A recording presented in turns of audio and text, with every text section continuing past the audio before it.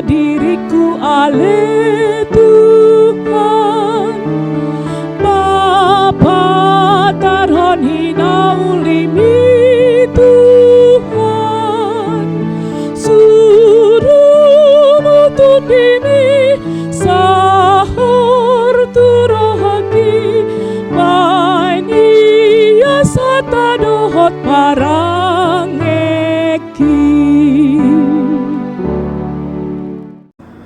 Shalom, salam jumpa kembali dengan saya Pendeta Simon Petra Sihombing. Saudaraku, sebelum kita mendengarkan kebenaran firman Tuhan melalui renungan di pagi hari ini, marilah kita terlebih dahulu berdoa.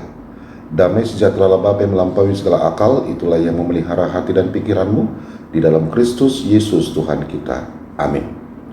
Saudaraku terkasih, firman Tuhan renungan di pagi hari ini tertulis dari Ulangan 31 ayat 6. Demikianlah firman-Nya. Kuatkan dan teguhkanlah hatimu, janganlah takut dan jangan gemetar karena mereka. Sebab Tuhan Allahmu, dialah yang berjalan menyertai engkau. Ia tidak akan membiarkan engkau dan tidak akan meninggalkan engkau. Demikianlah pembacaan firman Tuhan. Saudaraku terkasih, setiap orang pasti pernah mengalami rasa takut, cemas, atau ragu ketika menghadapi hal-hal yang sulit.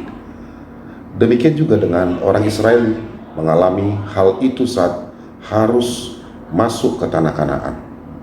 Mereka tahu akan ada bangsa-bangsa yang lebih kuat, tetapi melalui Musa, Tuhan mengingatkan, kuatkan dan teguhkanlah hatimu.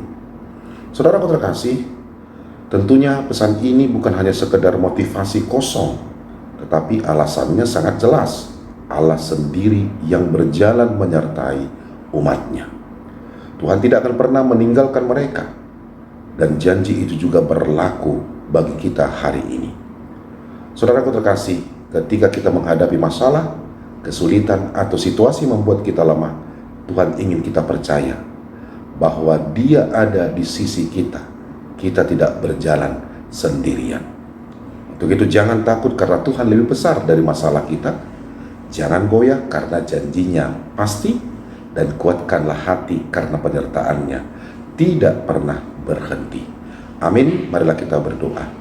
Bapa dalam surga, terima kasih untuk firman-Mu yang mengingatkan kami agar kami jangan pernah takut dan cemas karena Engkau senantiasa memberkati kami dan memelihara hidup kami. Berkati kami di tengah-tengah keluarga kami dan pelayanan kami, dan berkati juga buat setiap jemaat-Mu, kerabat kami dan saudara kami yang mengalami sakit penyakit. Tuhan yang memberikan kesembuhan bagi mereka.